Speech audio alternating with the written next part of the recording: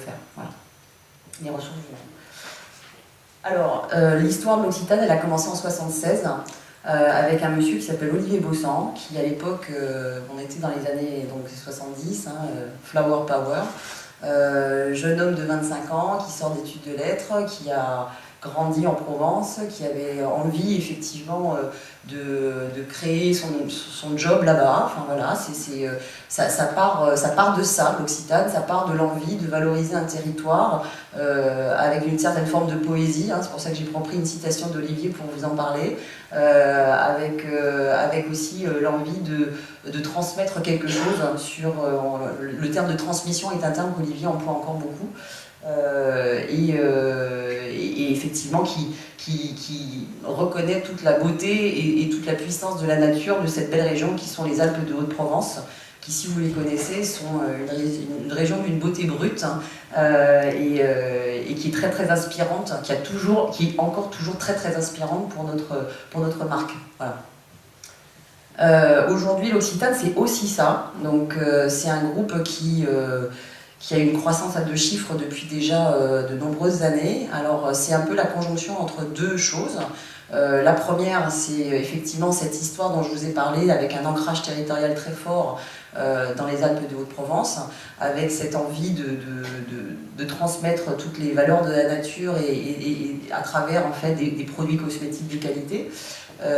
Mais c'est aussi effectivement, c'est Olivier, et c'est la rencontre avec un autre homme qui s'appelle Reynold Gégère, qui est aujourd'hui notre actionnaire majoritaire, et ça depuis le début des années 90, qui est un entrepreneur, parce qu'à la tête de notre boîte, on a vraiment des gens qui sont très très entrepreneuriaux, et donc c'est une histoire de collaboration et presque d'amour, j'allais dire, entre ces deux hommes, qui ont l'un le cerveau gauche, l'autre le cerveau droit très très développé, et donc ça donne ça. C'est-à-dire que Reynold, lui, il savait que la Provence avait plutôt rêvé d'autres personnes que les Provençaux, et la boîte se portait pas bien début des années 90 quand il a décidé d'y mettre tout son argent, et il a dit allez hop, on va effectivement aller parler de la Provence, mais à New York, à Hong Kong, au Japon, etc.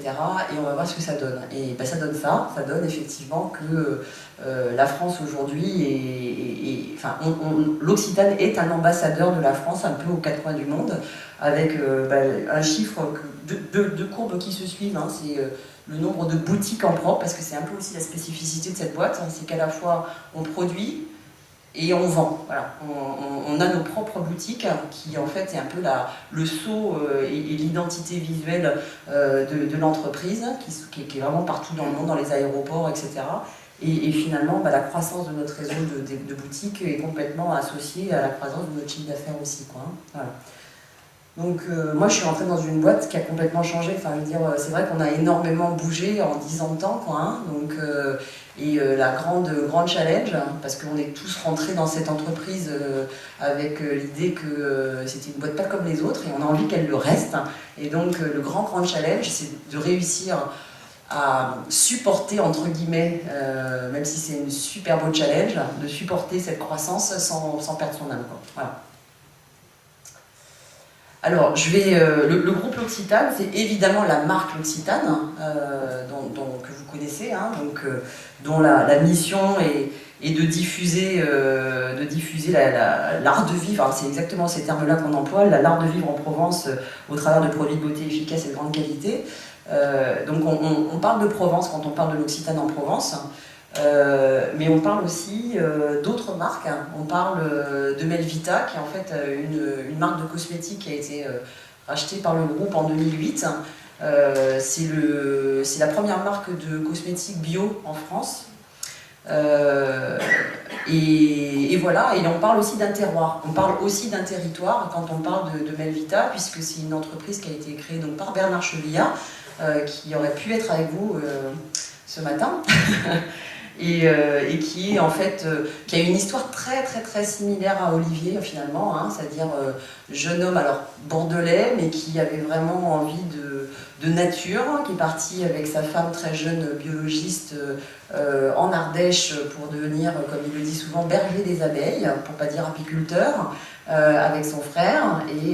Et suite à ça, effectivement, il a mixé son amour des abeilles et sa formation de biologiste pour monter Melvita, donc, et lancer. Alors, dans un endroit absolument improbable, c'est-à-dire que si un jour vous allez à Lagorce en Ardèche, prendre le chemin de l'usine de l'Occitane Melvita, parce qu'aujourd'hui il produit des deux marques, vous avez l'impression que vous êtes paumé quand même, hein, parce que c'est vraiment au milieu de nulle part.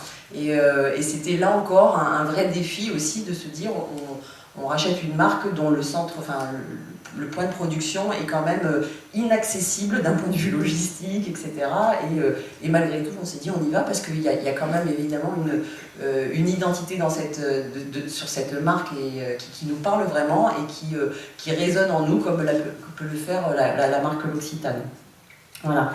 Et comme finalement on s'est découvert ce savoir-faire au fil de l'eau, hein, de partir d'un territoire, d'un terroir, et de le valoriser à travers à la fois une histoire, mais toujours une histoire vraie, comme on dit souvent, hein, et non pas une belle histoire, simplement un conte, on va dire. Et on a décidé effectivement d'aller un peu plus loin. Et là, récemment, a été créée une marque qui s'appelle L'Occitane au Brésil. Donc c'est rigolo parce qu'elle est brésilienne, mais on a gardé le nom français parce que l'Occitane est connue quand même là-bas.